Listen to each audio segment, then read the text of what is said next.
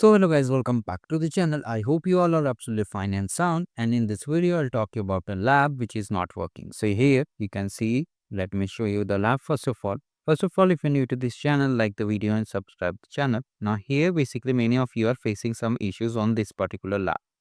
You can see here Chronicle, introduction and single event rule. So here it is unclickable, just like you can click on this lab and it's opening, but when you try to click on that lab, it is not opening. So basically there is some ongoing issue on this lab.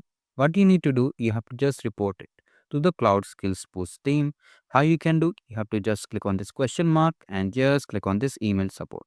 And then your mailbox will open, or you can simply mail to support@qwiklabs.com that this lab is not working. Then they will remove this required tag, and just by doing all the remaining labs except this one, you'll get the badge.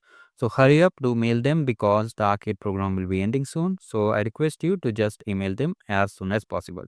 Thank you guys. And another thing is that if you want to complete all these games, you can just check the description box. I have shared the complete video, and if you want to just visit the channel also, you can just take the playlist section. Let me show you.